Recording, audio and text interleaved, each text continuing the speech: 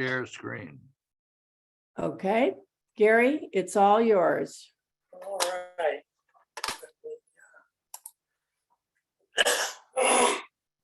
All right, so what are we talking about here? Most of us are old enough to remember that when we were younger and somebody talked about non-alcoholic cocktails, they were talking about Shirley Temples and other things that were overly sweet and sticky and more suited to a kid's birthday party than adult socializing. Since then, we've gotten more and more information about the risks of, or the effects of alcohol on our general health. And that's led people to think about drinking less. It's led to what has been called the sober curious movement, which has brought us dry January and sober October and other things like that. And what that meant was bartenders and bar owners quickly realized that if people are not drinking as much, they're not going to be coming into the bars as much. So they had to come up with ways to get people in, or they were going to go out of business. So they started by coming up with non-alcoholic imitations of classic cocktails, some more successful than others. But then they started to realize they don't have to just stick to trying to reproduce existing drinks. They could branch out and explore new combinations of flavors, new ingredients, and come up with a whole raft of interesting drinks that are complex and as much fun to drink as a regular cocktail. And so for today, I'm going to be making 4 such cocktails that are from this book, Zero Proof, 90 non-alcoholic recipes for mindful drinking by Elva Ramirez. And I chose this because she has collected a bunch of recipes from high-end cocktail bars all over the country and parts of Europe. So these are things that people are actually buying, and drinking at these bars, not just stuff that she made up. And I will say the office has typed up copies of all of these recipes. So if anybody wants them, you can contact the office, or if you have my email address, I can email them to you. That said, let's go ahead and get started. So Rosalind, the first drink I'm going to make, if you scoot on a little bit nearer ago. There? Yep, it's called a fizzy almond. And that will start with 1 ounce of lemon juice. The recipes call for fresh squeezed juice, but what I've found is if I use a high-end organic lemon juice, it not only tastes good, but it's consistent, it's easy to measure. You're going to get the same result every time. So I'm using one that I bought at Harris Teeter.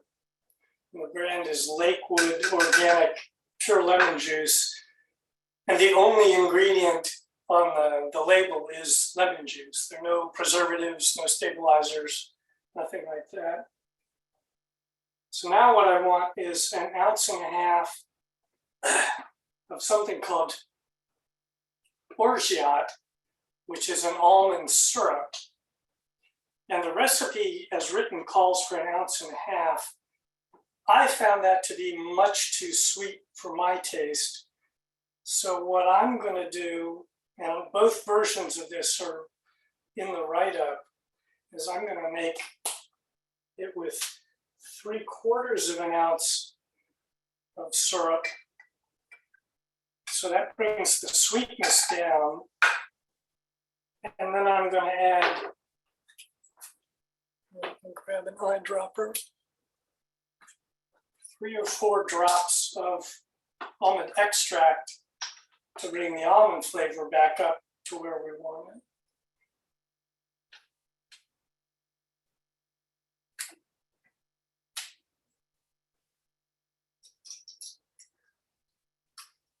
And then we'll add some ice.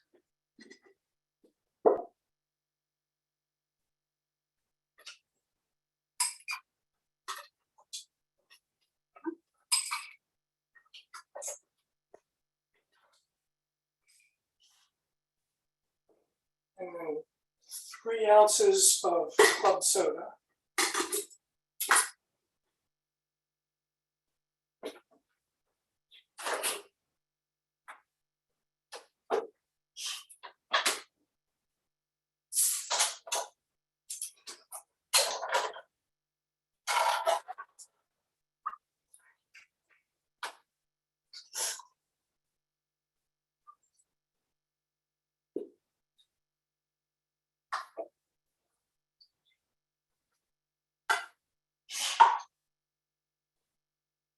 Give that a stir, and then we're going to garnish this with a sprig of mint, the lemon wheel, and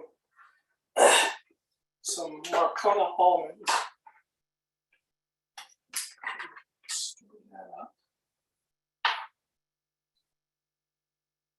And I've heard that if you're going to use mint as a garnish, you should always clap it first to release more of the mint oil.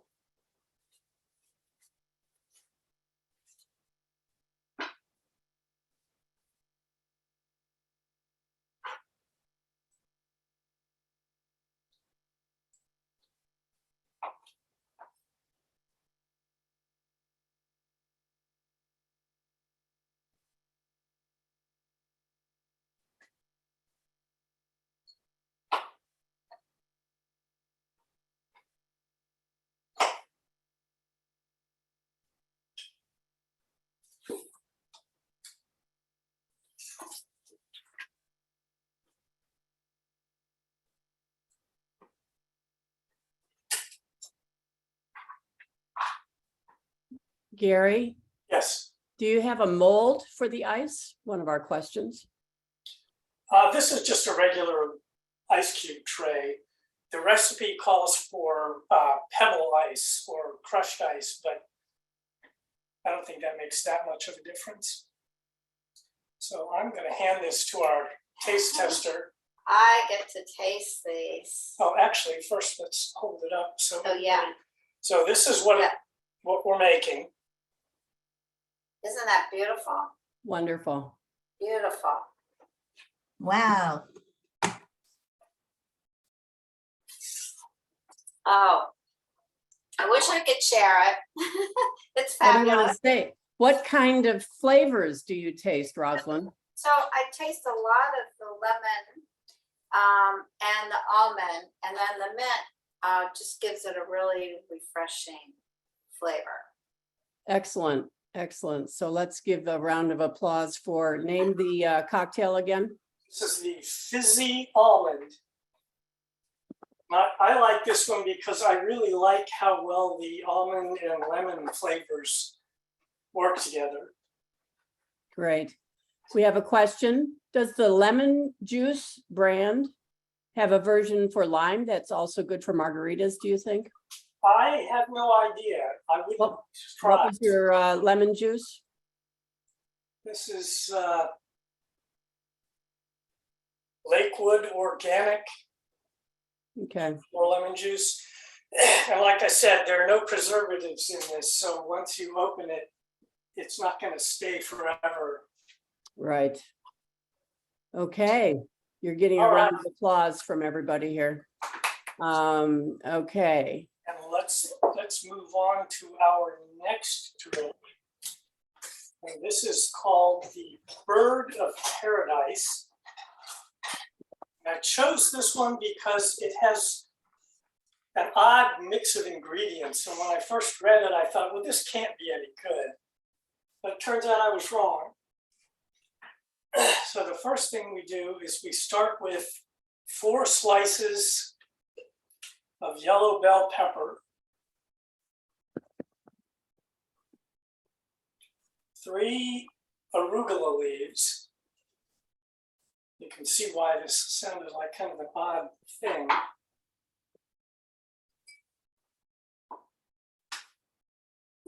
2 teaspoons of agave nectar.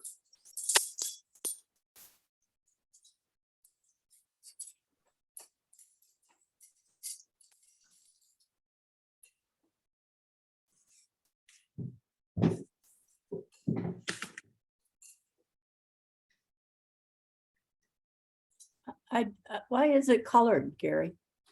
Why is what colored? The agave? I don't know. I thought it was clear. Well, this is called agave in the raw, so Uh-huh. maybe they haven't filtered out whatever it is that colors it. Now, where do you have to source your stuff? Tell us about where you find all these ingredients. Well, the orgeat I bought at Total Wine, and it costs about it costs $4 for this large jar. Of what? What's that? This is called orgeat, O-R-G-E-A-T. That's the almond. This is the almond syrup, O-R-E-G. O-R-G-E-A-T. Okay. And that will last a long time if you're only using 3/4 of an ounce per drink. But how about that agave? Did you go to? I bought that at Harris Teeter. Okay. Looks like you're shopping in the organic aisle, though. Well, yeah. So now what I'm gonna do is muddle this stuff. Start breaking it up. Another good word, muddle. Mhm. We learned to clap our mint now and muddle our bell pepper and arugula leaves. Yeah. And then what I want to do is add 5 ounces of apple cider. Wow.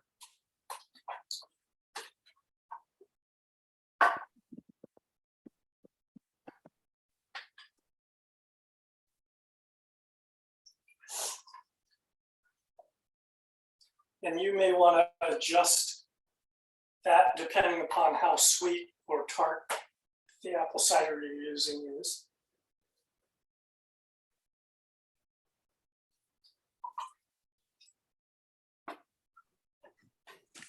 And 1/2 ounce of lemon juice.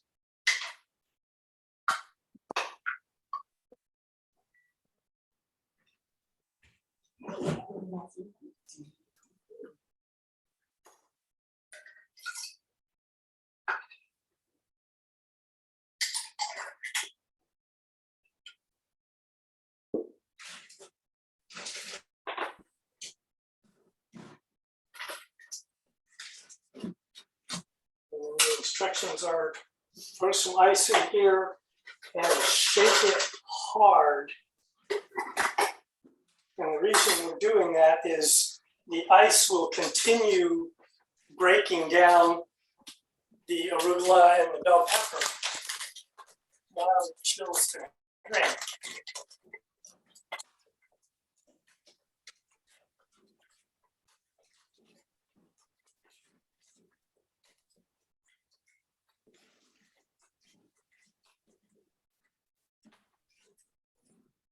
Sorry, Sherry.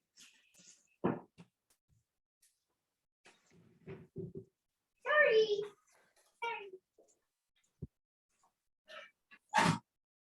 Now, what we're going to do is double strain this so we can get out as much of the vegetation as possible.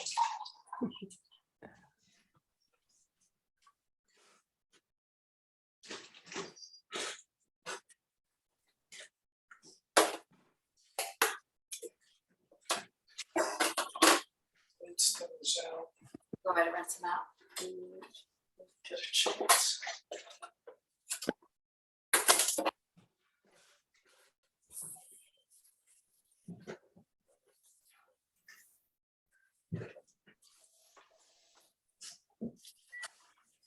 This one we are going to garnish with an arugula leaf. a thin slice of bell pepper. And I told Wow. Rosalind that this is probably the least attractive cocktail we're gonna make today. To me, it looks kind of like stagnant pond water. So with that appetizing sail, But Give it a the try. beautiful color of the mint and the beautiful color of the yellow pepper, I think it's gorgeous. I think all of these drinks are just absolutely beautiful. Is that too close? Probably, right? Okay.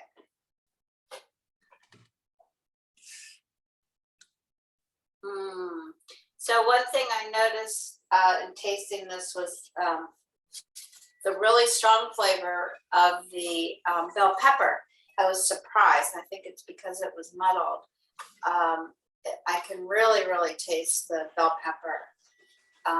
And then of course the apple juice, I definitely can taste, or the apple cider. And it's delicious and I think it's very pretty. Excellent, excellent. And tell us again the name of that one. this one is called the Bird of Paradise. Uh-huh. Don't know why, it doesn't make a lot of sense to me, but hey. Okay, our next one is one that you've tried, Anita. This is called a garden sour.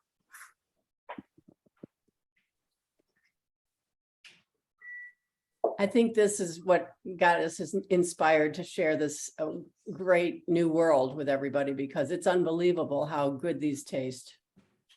And one of the ingredients that we're using is from a company called Seedlip. They have, I think, 3 different versions of distilled non-alcoholic spirit. So it's a different mix of botanicals and spices in each blend.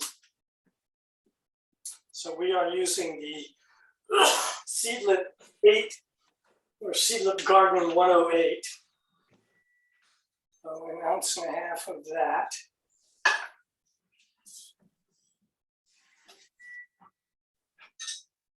And this they carry at Total Wine. And for all of these things, if you can't find it near you, you can order all of this stuff online.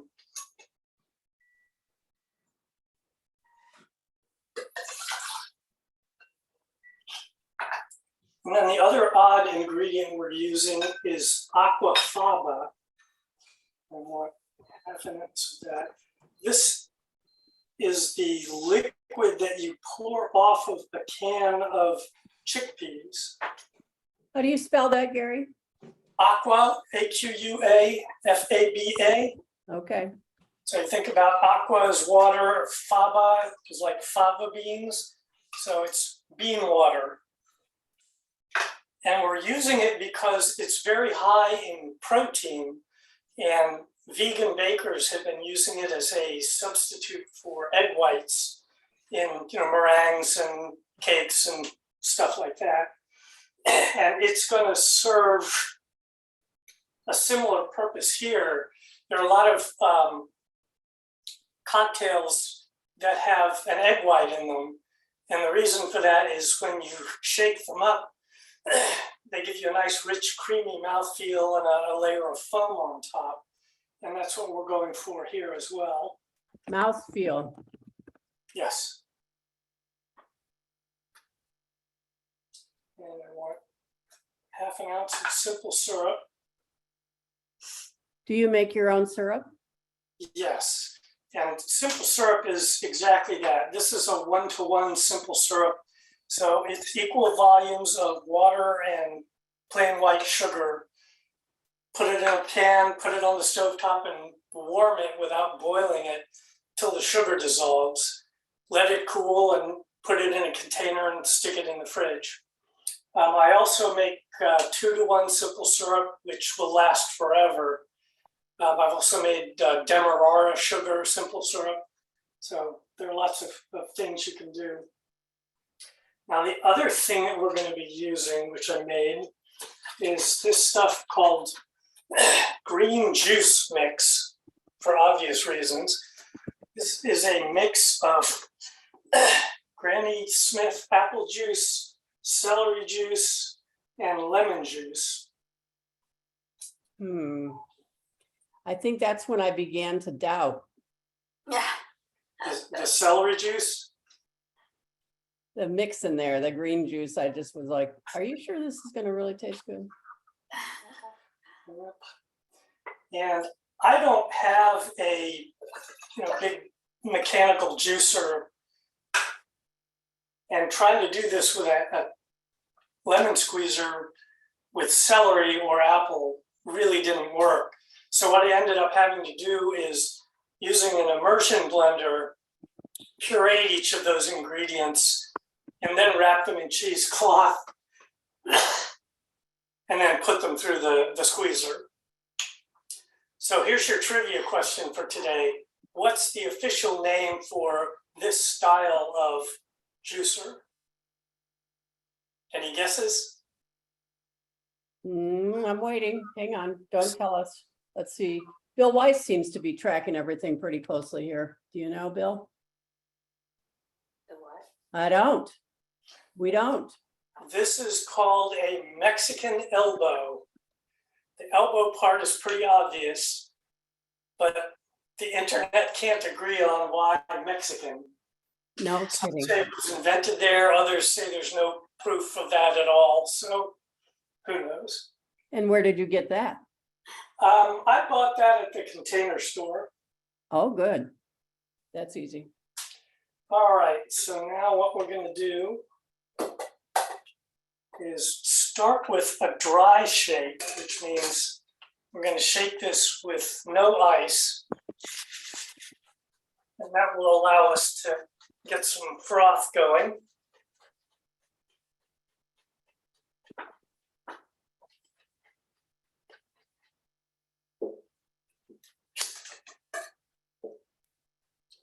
And then we'll add some ice cubes.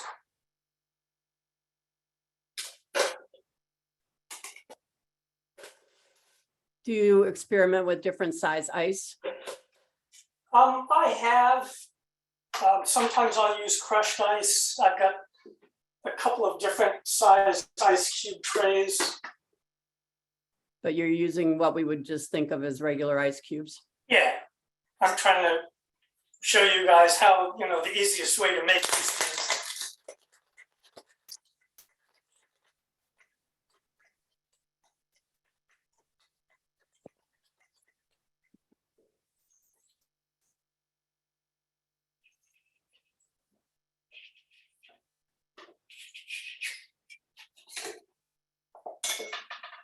And now what I'm going to do is strain this into a glass.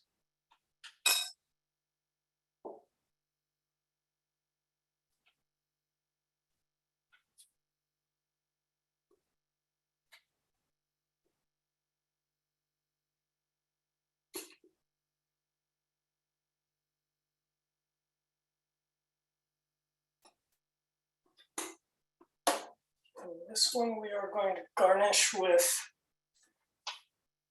some chopped up celery leaves. Did you say celery?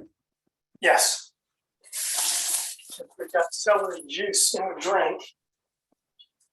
And then also, what's that? And Anita's favorite, celery. Oh yeah, I do like it. Barbara, we're going to ask you to mute yourself once. Yeah. There you go. and I've also added a little sprinkling of nigella seeds.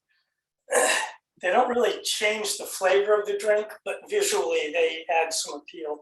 Why don't you tilt down? Oh, yes. So you can Okay. see this is what we've got. A nice layer of foam on top, a nice creamy drink underneath. And I will hand this off to my Yay. tester.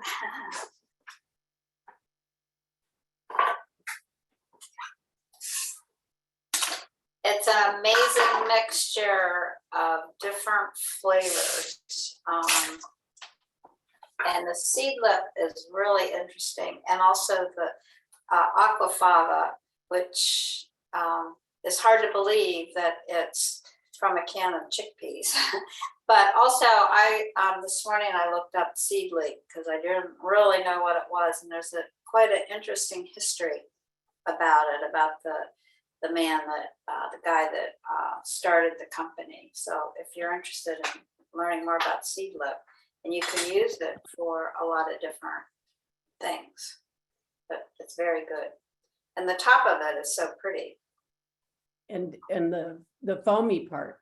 Yes, and the foamy part, it's, oops, how do I get that there? Yeah, again, Beautiful. it's very pretty. The name of it again, Gary? This is called Garden Sour. I recommend that one.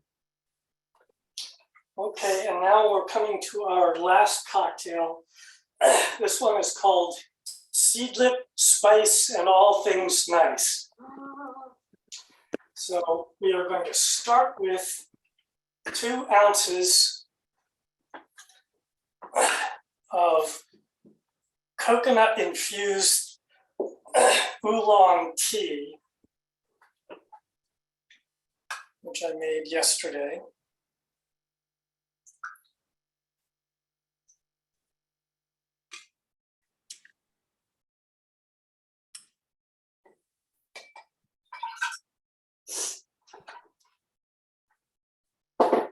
One and a half ounces of a different seedlip one. This one is seedlip 90 Spice 94. So this one is warmer spices. You know, you think of the first one as kind of like gin, and this one is closer to a whiskey. So I want 1.5 ounces of that. But as you pointed out at the beginning, these really are not anything like mocktails, where they're trying to simulate seedlip in its own way when they decided to develop these. Yeah.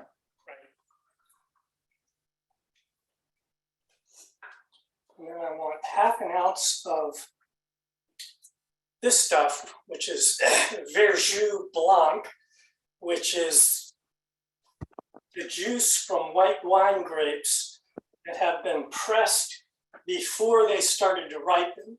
So it's not sweet, it's a little bit tangy. It's not as tart as lemon juice or vinegar. Chefs have been using this in marinades and salad dressings and things like that for years. And this I actually had to order from the winery in upstate New York. Nice label. Huh? Nice label. Yeah, this was from Wolfer Estate Winery. Is that drinkable by itself, or is that always used as a part of another You recipe? can drink it, but at the very least, what I would do is pour it over ice and add, say, club soda or something like that. By itself, it's like drinking watered down vinegar. Oh, okay. But it's got a lot more complexity to it than, say, white wine vinegar, but still, it's not something I would just pour over ice and drink. Okay, our next ingredient is a really interesting one. This is a French curry syrup, and it's made with this French spice blend called Vaudevin, which I bought from the Spice and Tea Exchange in Old Town Alexandria. And so what you do is take that and some black cardamom pods, spin those up in a spice grinder, put them in a bag with some simple syrup, and then let that steep at 140 degrees for an hour, and then strain it out and you get this.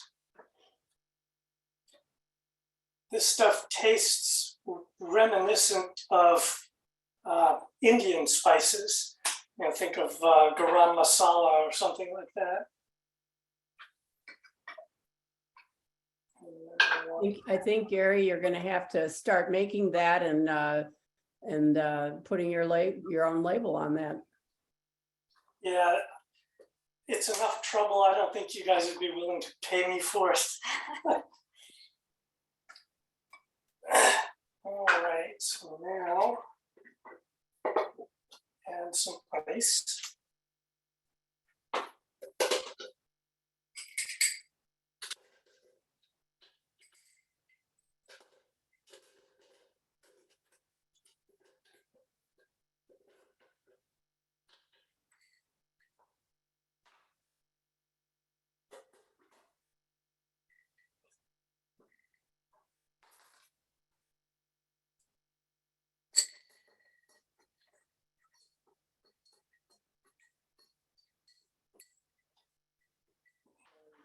We are also going to garnish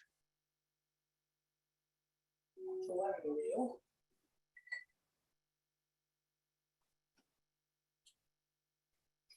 So another kind of murky brown cocktail. It's still beautiful. Yeah. And you can tell that the tea was freshly made because as it sat in the fridge overnight, some of the coconut oil floated to the top, and so there are little bits of that. And this one is really going to be interesting.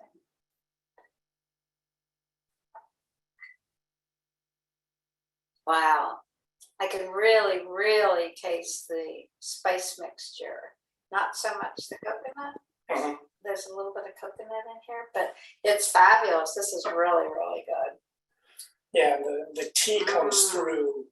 You know, Yeah, if you're a tea drinker, this is one you might really enjoy. the spices are amazing. Absolutely amazing. Very good. Yeah.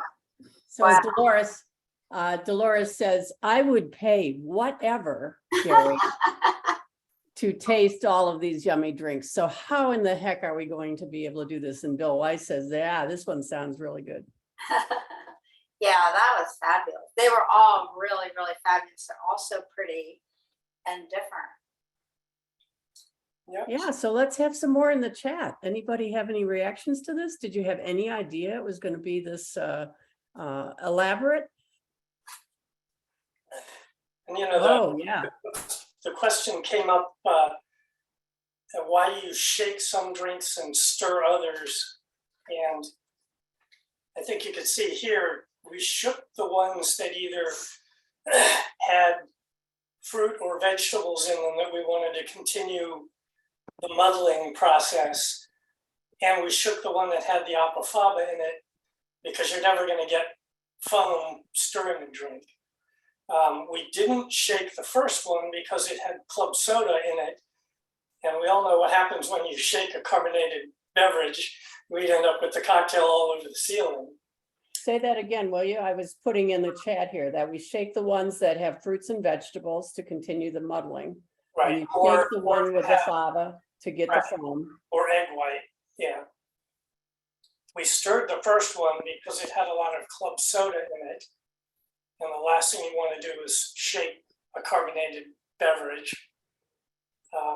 And the last one, we're just mixing a bunch of liquids together. There's no reason to shake that. Okay. Can you go over the egg white again? Exactly. Can you add it to anything and you shake it with all of the juices in it? I missed it a little bit. Sorry. What was the question? Add what to anything? The egg white to get the foam, you can put it in anything. You just separate an egg and then you put one egg white into a 4-ounce tumbler and shake. Well, I think it works best with more citrusy cocktails. Ah.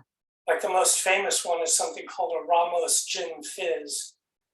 I'm not sure how well it would work with sweeter things. It might be a little too much. Okay. Interesting. Thank you. And these cocktail shakers are, you can buy that the Container Store, or pretty much any place that carries bar equipment. Nancy, they want to know how to infuse the tea with the coconut. Well, what I did was toasted half of the coconut in a skillet on the stovetop till it was starting to brown, and then mixed that in the raw coconut with the tea leaves, and then just poured boiling water on top of it and let it steep for 6 minutes. And the book says, you end up with a lot of tea leaves, and you can re-steep that twice more using half as much water. I steeped it a second time, so what we've got here is a mix of the first steep and the second one. And do you keep that on hand, the tea with the coconut infusion? Well, it's, I'm gonna drink that until I run out of it. Okay. Yeah, that's the nice part, is many of these ingredients are just nice standalone, or with just, as you pointed out, you could do the white grape juice with just some ice and soda. Yep.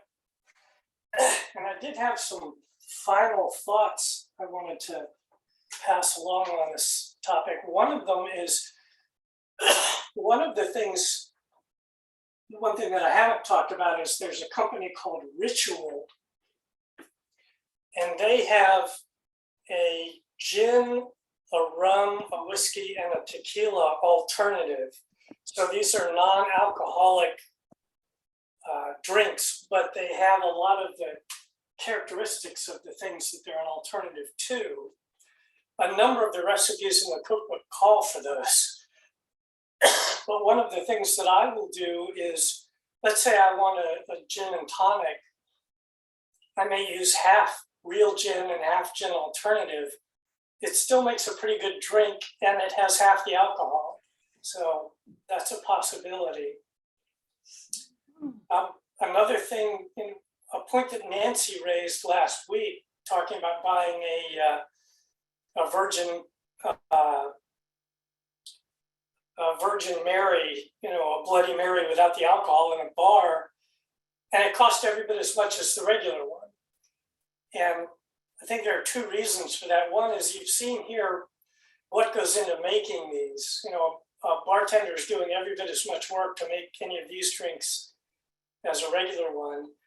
And the bar's got all of the other expenses, wages, rent, taxes, non-alcohol supplies. So the cost of that 1.5 ounces of alcohol in that cocktail is really down in the noise. You're paying for everything else that goes in there. So if you buy a non-alcoholic cocktail in a bar, don't be surprised if it costs you every bit as much. Dave Christian comments that the Virgin Mary is also known as a bloody shame. Never heard that. And the last point I wanted to make was, I bet there are at least a few of you watching this thinking, well, that's all interesting and everything, but I don't even cook much anymore. I'm not going to spend 2 days making syrups and infusions and all this crazy stuff just to have a drink. There got to be things I can just buy straight up. And the answer is yes, there are. Total Wine has some. There's one from, there's a brand that Whole Foods carries called Havana Club. And this is one called Havana Twist. And it's made with lime, agave, cucumber, and mint shrub, tea, cardamom. So I really like this. It's interesting. It's lightly carbonated, not too sweet. A can this size costs about $4, which is enough to make 2 drinks. They have a Manhattan berry flavor and a Capri Spritz flavor. Well, we're starting to get some responses here to your presentation, Gary, and this is really well done. We also want to remind people that we're recording today, so you can go to the YouTube channel ANV has available for its members. It is a private channel on YouTube to get a refresher, so to speak, on how to make these drinks. And you know, you just like nailed this today. So we think maybe you have the beginning of a great series here. You've got so many interesting things. Would you do it again? Yeah, if I get to the point where I've got 4 more cocktails that I think are as good as these, then maybe we'll have to schedule it again. Or I'll throw that out to the audience. That's not the only book of non-alcoholic cocktails out there. If you want to start exploring yourself and you come up with interesting things, maybe we could do a collab, as people say, and have a couple of us doing our favorite drinks. A collab? Yeah. Collab? Yep, that's what all the TikTokers say, apparently. Okay, we've learned all kinds of things today, Gary. This is incredible.